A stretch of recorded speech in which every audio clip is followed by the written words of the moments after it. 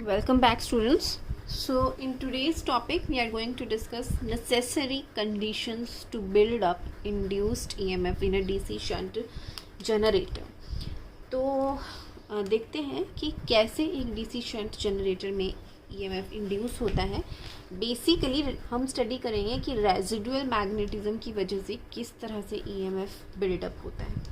तो अभी तक हमें पता है, हमने जो अभी तक डिस्कस किया कि इस तरह से आपकी जो भी मशीन है तो उसके जो फील्ड पोल्स हैं उनमें कुछ अमाउंट ऑफ रेजिडुअल मैग्नेटिज्म रहता है. मतलब बिना करंट के भी उसमें कुछ पहले से ही मैग्नेटाइज्ड पोल्स बने होते हैं. ठीक है. और अगर नहीं है तो हमें डीसी से थोड़ी देर के लिए एक्साइट करके हमें उसको मैग्नेटाइज करना पड़ता है. तो इस रेजिडुअल मैग्नेटिज्म की वजह से मीन्स वो मैग्नेटिज्म जो बिना करंट के भी थोड़ा बहुत बचा हुआ है उसके कोर में, क्योंकि जो कोर है जिसके अराउंड हमने वायर को वाउंड किया हुआ है, जब हमने इसमें करंट पास किया वायर में तो ये वायर मैग्नेट बन गई और ये जो कोर है फेरोमैग्नेटिक मटेरियल का बना है जो, वो भी मैग्नेटाइज हो जाता है. फॉर एग्जांपल अगर ये आयरन है तो इस करंट की वजह से ये भी थोड़ा बहुत इसमें मैग्नेटिक प्रॉपर्टीज़ आ जाती हैं. और अगर हम इस करंट को ज़ीरो भी कर देते हैं तो भी ये आयरन जो है थोड़ा बहुत मैग्नेटिज्म रिटेन करके रखता है. तो उस वजह से जो पोल्स हैं उनमें रेजिडुअल मैग्नेटिज्म है. अब उस मैग्नेटिज्म में जब हम अपने आर्मेचर को रोटेट करवा रहे हैं तो आर्मेचर में आपके करंट्स इंड्यूस हो रहे हैं, वोल्टेज इंड्यूस हो रही है सबसे पहले. तो अब मतलब इसने थोड़ी बहुत वोल्टेज जनरेट करना स्टार्ट कर दी क्योंकि ये फ्लक्स में रोटेट कर रहा है. अब ये जो वोल्टेज जनरेट कर रहा है तो अब ये करंट जो यहाँ इस वोल्टेज की वजह से जो करंट फ्लो करेगा वो कुछ करंट आपका फील्ड में जाएगा, कुछ लोड में जाएगा. ठीक है. इस लोड को आप यहाँ पे बना सकते हैं, इस साइड भी बना सकते हैं, एक ही बात है. तो कुछ करंट आपका फील्ड में जाएगा. अब जो ये फील्ड में मतलब यहाँ पे जो वायर है, अब इसमें जो करंट है वो ये आर्मेचर के थ्रू इसमें जाएगा. ठीक है. तो अब ये फील्ड की जो फ्लक्स है वो और स्ट्रॉन्ग हो जाएगी. ठीक है. तो ये और स्ट्रॉन्ग मैग्नेट हो जाएगा, मतलब ये नॉर्थ जो पोल है इसका और ज़्यादा स्ट्रॉन्ग हो जाएगा. और अब क्योंकि मैग्नेटिक फील्ड स्ट्रॉन्ग हो चुकी है तो जो वोल्टेज इंड्यूस होगी वो और ज़्यादा बढ़ जाएगी. ठीक है. अब ये और अगर बढ़ जाएगी तो अगेन इसमें करंट और इंक्रीज़ करेगा और ये फील्ड आपकी और स्ट्रॉन्ग हो जाएगी. फील्ड स्ट्रॉन्ग हो जाएगी तो इंड्यूस्ड ईएमएफ फर्दर और इंक्रीज़ कर देगा. तो इस तरह से आपकी वोल्टेज बिल्डअप होती है. आगे हम डिटेल्ड में इसको स्टडी करेंगे. तो सबसे पहले हमने पॉइंट वाइज इसको हम देखते हैं. सबसे पहले क्या हुआ तो when there is some residual magnetism. ठीक है. सबसे पहले क्या था, रेजिडुअल मैग्नेटिज्म होना चाहिए. और अगर रेजिडुअल मैग्नेटिज्म है and then if armature is rotated, और उस रेजिडुअल मैग्नेटिज्म में जब आर्मेचर को रोटेट करवाया जाएगा तो वहाँ पे वोल्टेज जनरेट होगी. EMF is induced in armature. ठीक है. तो आपको अगर समझ आ गया तो आप अपने वर्ड्स में लिख सकते हैं कि there is residual magnetism. In that residual magnetism when your armature is rotated then voltage is induced. Now due to this EMF some current flows through the field winding. अब ये जो वोल्टेज जनरेट हुई है इसका जो current है, क्योंकि ये इसी के साथ जो फील्ड वाइंडिंग है वो आर्मेचर वाइंडिंग के साथ पैरेलल में कनेक्टेड है, तो आर्मेचर का कुछ करंट आपका फील्ड वाइंडिंग में भी जाएगा. Due to this some current flows through field winding. Field flux further increases, जिसकी वजह से अगर इसमें करंट जाएगा तो इसका मैग्नेटिक फील्ड बढ़ जाएगा, तो ये इंक्रीज़ करेगा. And which results in increase in induced EMF. ये अगर इंक्रीज़ करके आपकी फ्लक्स इंक्रीज जब कर जाएगी तो आपका वोल्टेज ईएमएफ भी इंक्रीज़ कर जाएगा. ठीक है. क्योंकि अगर फील्ड का करंट अगर इंक्रीज़ कर जाएगा, जो यहाँ पे पोल्स में जो करंट जा रहा है जब वो इंक्रीज़ करेगा तो ये ज़्यादा स्ट्रॉन्ग मैग्नेट बन जाएगी, इसकी फ्लक्स ज़्यादा स्ट्रॉन्ग हो जाएगी. तो ये जब ये ज़्यादा फ्लक्स को कट करेंगे कंडक्टर तो उसमें ज़्यादा वोल्टेज इंड्यूस होगी. इस वजह से ये वोल्टेज इंड्यूस भी बढ़ जाती है.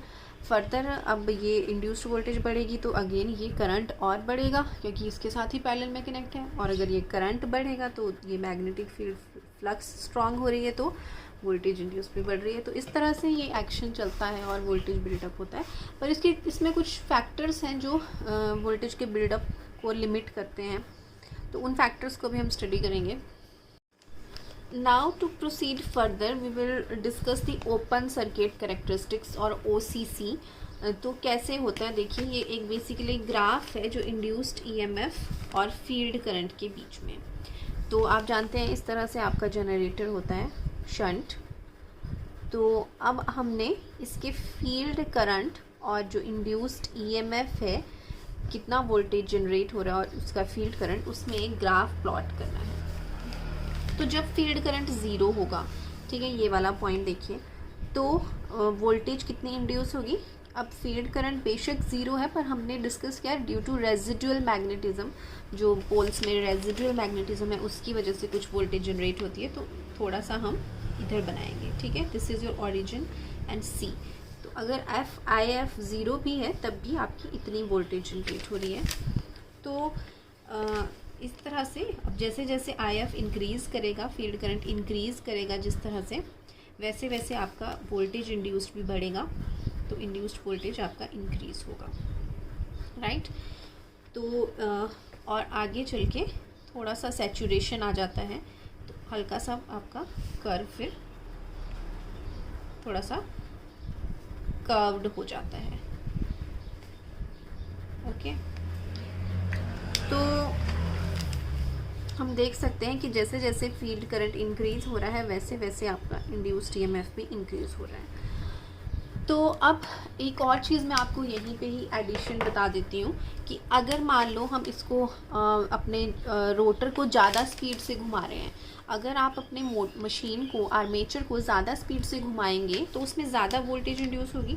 तो उसका जो ग्राफ बनेगा, मतलब अगर मान लो अभी IF ज़ीरो है तो ये जो ग्राफ बना रही हूँ मैं, सपोज़ ये स्पीड n पे बना रही हूँ, और अब मुझे ग्राफ बनाना है n डैश स्पीड पे जो कि इससे ज़्यादा हो, ठीक है। स्पीड अगर ग्रेटर मैंने कर दी तो अब जब फील्ड करंट ज़ीरो है तब ज़्यादा वोल्टेज इंड्यूस होगी क्योंकि ज़्यादा स्पीड से आप घुमा रहे हो तो ज़्यादा rate of change of flux होगा।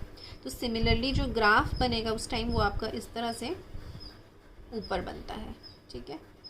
और अगर हम कम वो स्पीड पे बनाऊँ मैं इसको, सपोज़ मैं ऐसे ही लिख देती हूँ यहाँ पे, suppose this is 1000 RPM and this is your 1500 RPM, और अगर मुझे 750 RPM पे बनाना है, उससे कम स्पीड पे बनाना है, तो वो इसके नीचे बनेगा, ठीक है, क्योंकि अब सेम फील्ड करंट पे क्या होगा, कम वोल्टेज जनरेट होगी क्योंकि कम स्पीड से आप रोटेट करवा रहे हो। तो इस तरह के आपके ओपन सर्किट कैरेक्टरिस्टिक्स बनेंगे, ठीक है। आप इनको बना सकते हो डिफरेंट स्पीड्स के लिए। तो अब हम जो आगे फर्दर प्रोसीड करेंगे उसमें सिर्फ हमें एक ही ग्राफ की ज़रूरत है, तो हम सिर्फ एक ग्राफ को कंसीडर करेंगे, दिस वन। और एक और इसमें हम एक फील्ड रेजिस्टेंस का भी एक ग्राफ बनाएंगे, जो ये रेजिस्टेंस होगी इसकी, ओके, क्योंकि ओहम्स लॉ से हम उसका ग्राफ प्लॉट किया हुआ है, क्योंकि voltage upon current V upon I is equal to R होता है। उससे जो आपकी रेजिस्टेंस है, आपकी फील्ड वाइंडिंग की रेजिस्टेंस, वो उसका प्लॉट आपका कुछ इस तरह का होगा। सो दिस इज़ योर, ये आपके OCC ओपन सर्किट कैरेक्टरिस्टिक्स हैं, और नीचे वाली आपकी फील्ड रेजिस्टेंस लाइन होती है।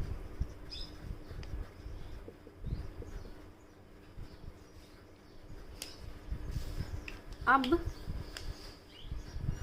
जैसे जैसे जैसे ही हम मशीन को रोटेट कराएंगे तो रेजिडुअल मैग्नेटिज्म की वजह से कुछ वोल्टेज आपकी जनरेट होगी।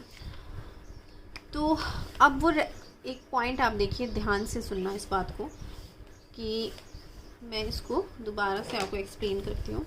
ये बहुत ही एक क्रूशियल पॉइंट है। तो अगर यहाँ पे आप देखिए,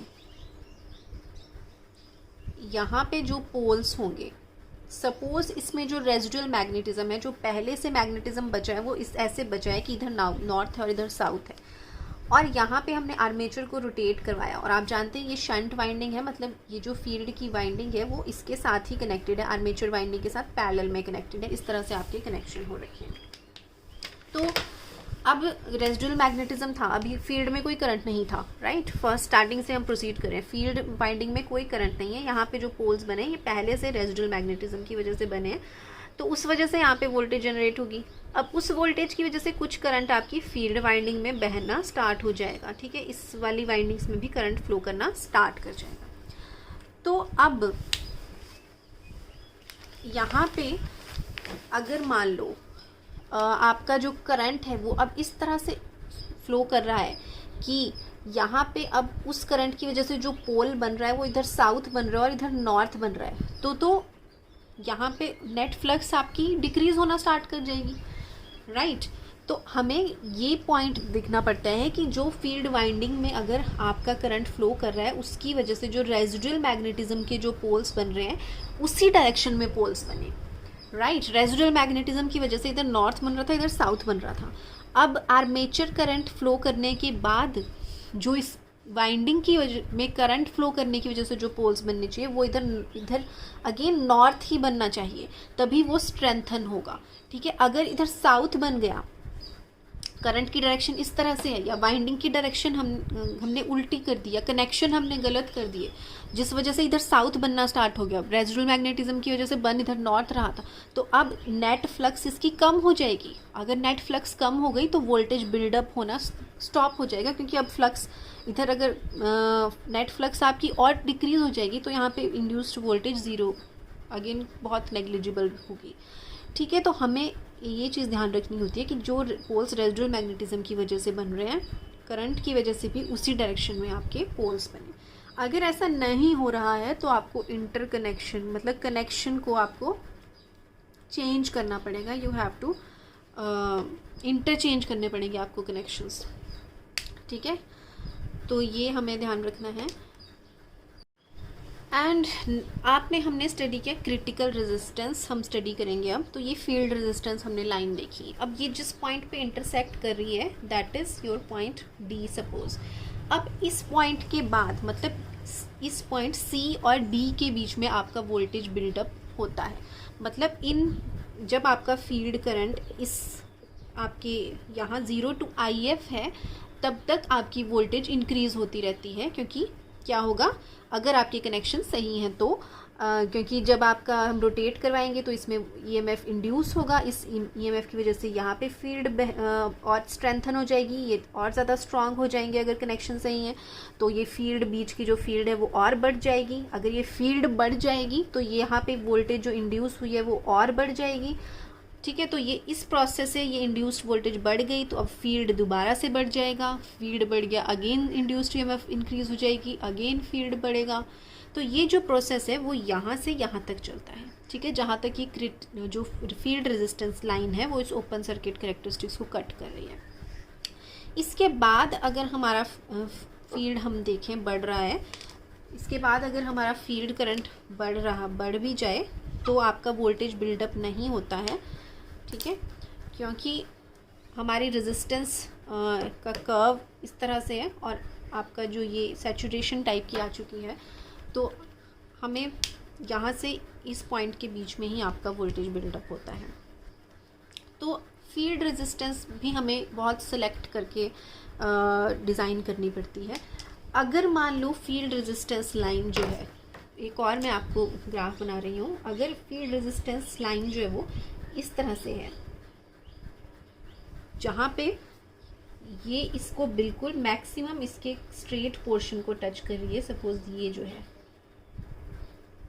अगर मैंने इतनी रेजिस्टेंस कर दी, ठीक है, तो यहाँ पे हल्का सा मिस्टेक हुआ है कि जो फील्ड रेजिस्टेंस लाइन है वो हम हमेशा ओरिजिन से बनाते हैं। तो मैं दोबारा से इसको आपको थोड़ा सा रब करके दोबारा बनाऊंगी। तो ये आप देखिए OCC मैंने दोबारा से रिस्टोर कर देती हूँ। अब फील्ड रेजिस्टेंस लाइन मुझे एक ऐसी बनानी है जो इसको इस तरह से टच करती हो, मैक्स इसके बिल्कुल ऐसे टेंजेंशियल जाती हो, टेंजेंट बन के एक ऐसी लाइन बनानी है आपने। तो ये जो लाइन है ये आपकी क्रिटिकल रेजिस्टेंस कहलाती है, इसको कहते हैं हम क्रिटिकल रेजिस्टेंस। क्रिटिकल रेजिस्टेंस वो रेजिस्टेंस है कि अगर हमारी फील्ड की रेजिस्टेंस इस रेजिस्टेंस से ज़्यादा हो जाए तो आपका वोल्टेज बिल्डअप नहीं होता है। ठीक है, तो हमने, क्योंकि हम जानते हैं कि जिस पॉइंट पे ये कट करता है उसके बाद वाले पोर्शन में वोल्टेज बिल्डअप नहीं होता, तो यहाँ पे ये वाली लाइन वो लाइन है जो इसको जस्ट टच कर रही है। अब अगर इससे ज़्यादा आपकी और रेजिस्टेंस हो, सपोज और हमने रेजिस्टेंस बना दी, ये थर्ड रेजिस्टेंस, अगर हमने फील्ड की रेजिस्टेंस और बढ़ा दी तो वो इस तरह से ग्राफ बनेगा फील्ड रेजिस्टेंस का। तो वो तो आपके ओपन सर्किट कैरेक्टरिस्टिक्स को टच सिर्फ यहाँ पे करेगा, तो यहाँ तक तो वोल्टेज बिल्डअप ही नहीं होगा। तो ये जो है आपकी यहाँ इसमें तो आपका वोल्टेज बिल्कुल भी आपकी जनरेट नहीं होगी। तो ये जो लाइन है वो जो जस्ट टेंजेंट होके गुजरती है आपके मैक्सिमम पोर्शन से, उसको हम क्रिटिकल रेजिस्टेंस कहते हैं।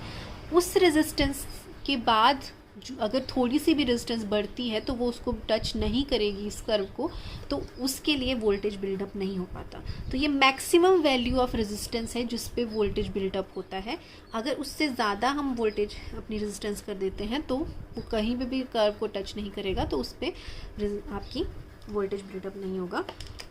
अब क्रिटिकल रेजिस्टेंस तो स्पीड पे भी डिपेंड करता है।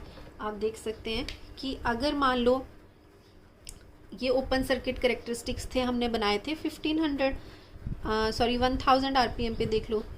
तो अगर मान लो मैंने स्पीड और डिक्रीज़ कर दी, ठीक है, स्पीड डिक्रीज़ कर दी, तो सपोज़ अब जो मेरा कर्व बना वो कुछ ऐसा बन रहा है, इतनी मैंने डिक्रीज़ कर दी, जिसके लिए ये ब्लू वाली फील्ड जो है वो क्रिटिकल रेजिस्टेंस है। तो कैसा बनेगा, इससे पहले आप ये सारा डायग्राम बना लो जिसमें आपने ओसीसी बनाने हैं, फील्ड रेजिस्टेंस बनानी है और ये क्रिटिकल रेजिस्टेंस बनानी है जो उसको मैक्सिमम टच टेंजेंशियल होके गुजर रही है, और एक और आपने रेजिस्टेंस बना देनी है, ओरिजिन से बनेंगी सारी, जो उसको टच नहीं कर रही है। तो अगर ये दिखाने के लिए कि अगर ज़्यादा रेजिस्टेंस है तो बिल्कुल भी वोल्टेज जनरेट नहीं होगा।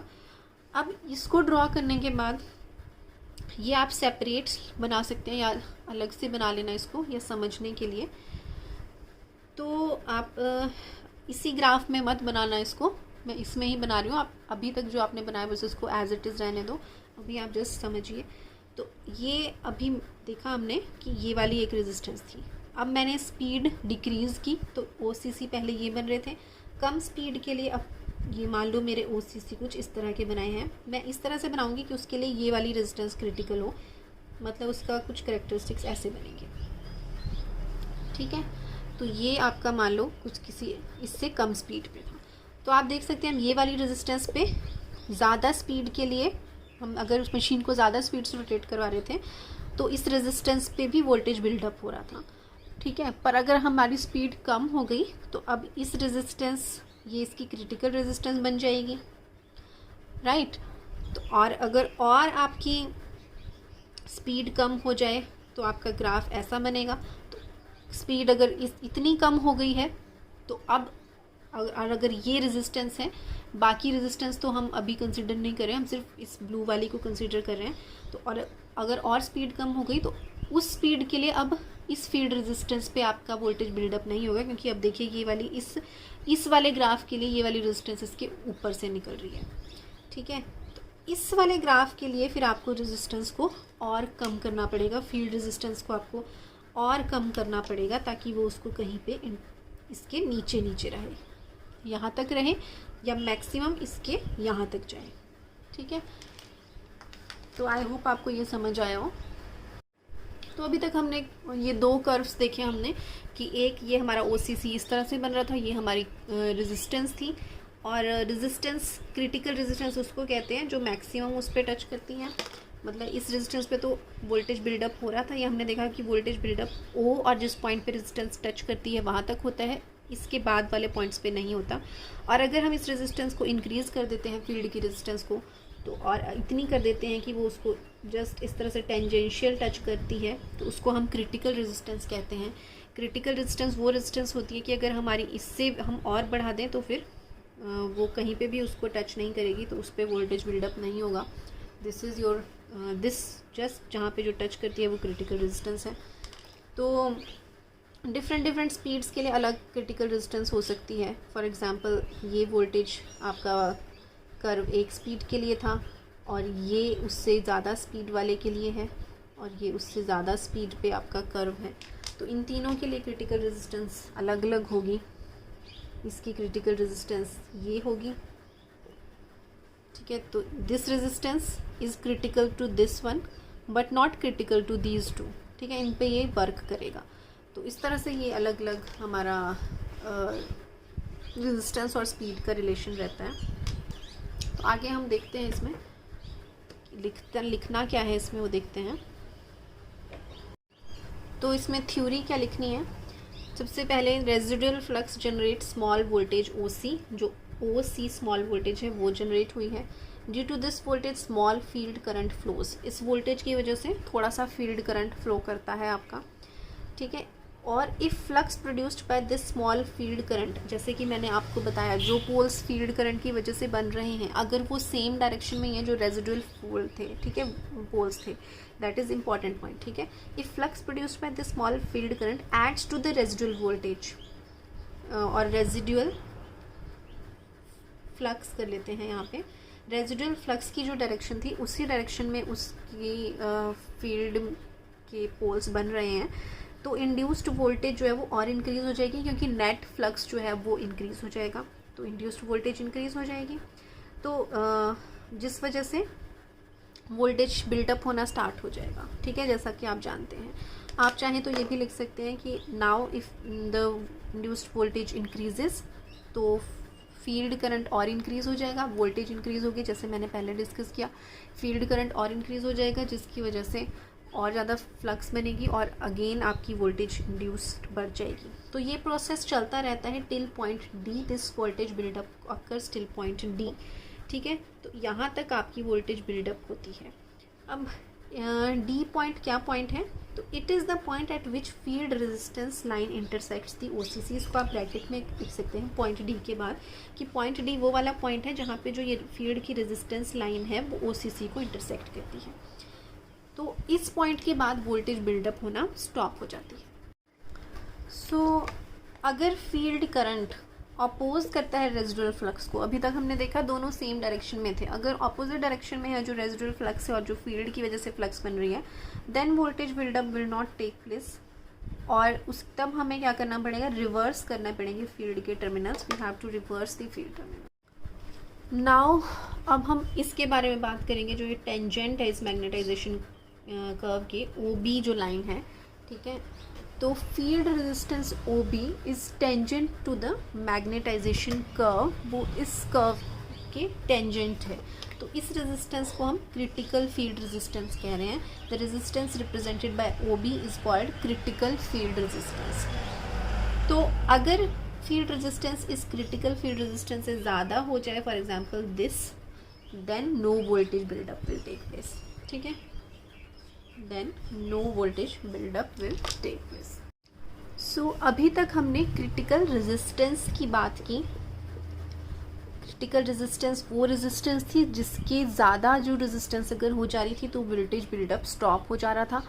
अब हम क्रिटिकल स्पीड की बात करेंगे। क्रिटिकल स्पीड है कि अगर उस स्पीड से कम हमारी स्पीड हो जाएगी तो वोल्टेज बिल्डअप स्टॉप हो जाएगा। तो देखते हैं वो क्या होती है।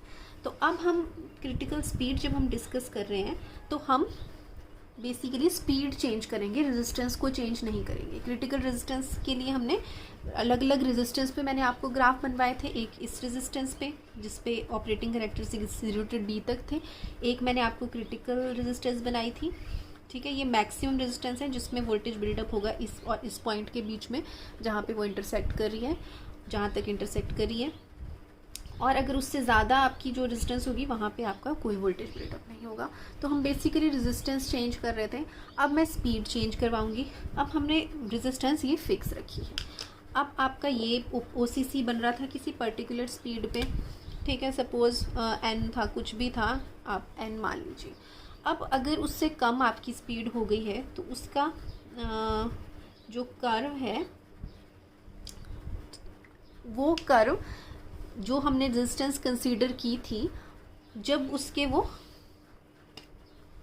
लिए वो आपका ये क्रिटिकल बन जाएगा, उसको हम क्रिटिकल स्पीड कहेंगे। ठीक है, मतलब जिस स्पीड पे जो कर्व है वो ये वाली रेजिस्टेंस उसके क्रिटिकल बन जाएगी। मतलब अब मान लो सपोज अब स्पीड कम हो गई और ग्राफ आपका ये बन गया है। ठीक है, तो पहले अब जो सेम कंडीशंस पे अब आपने रेजिस्टेंस तो चेंज नहीं की, सिर्फ स्पीड मैंने कम की। जिस स्पीड पे ये जो रेजिस्टेंस थी वो इसकी क्रिटिकल हो गई, आप देख सकते हैं टेंजेंट आ गई है। तो ये जो स्पीड है आपकी, ये आपकी क्रिटिकल स्पीड होगी।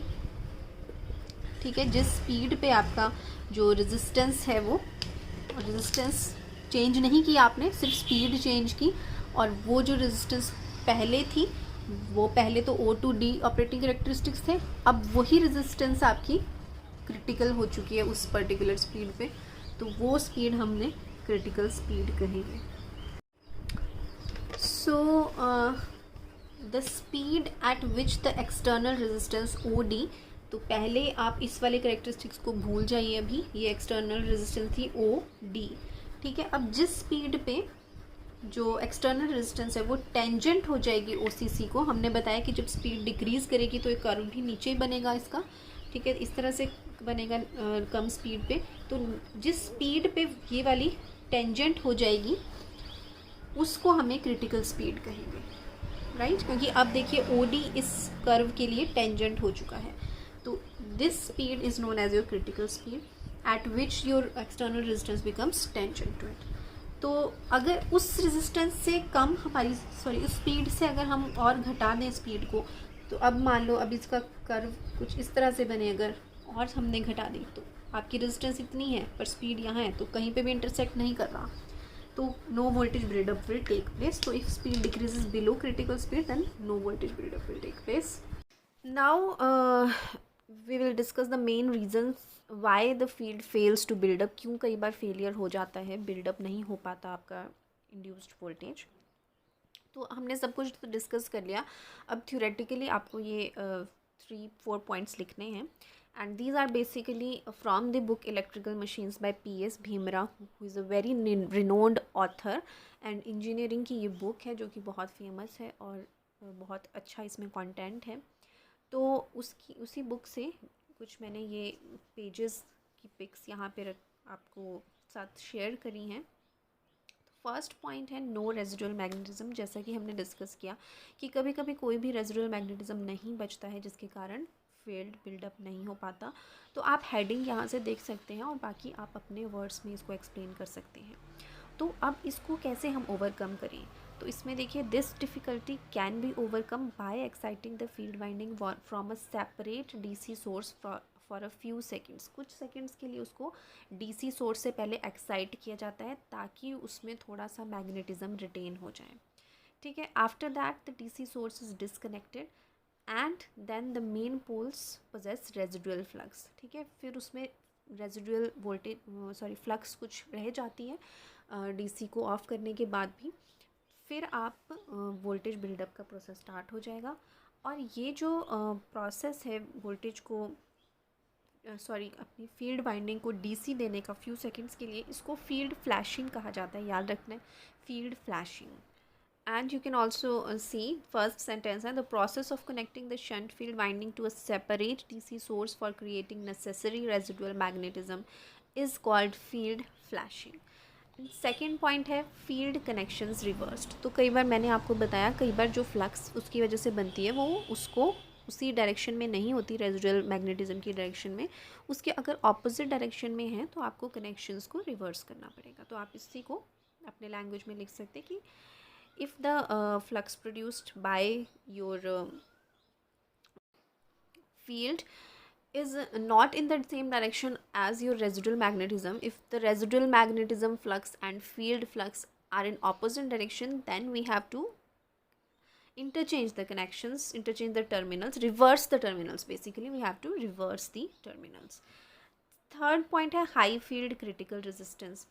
तो जैसा हमने देखा कि अगर आपकी क्रिटिकल रेजिस्टेंस से ज़्यादा है field resistance, then also your buildup won't take place. तो सिंपली आप ये सेंटेंस लिख सकते हैं, if the field resistance is more than critical resistance voltage will not build up.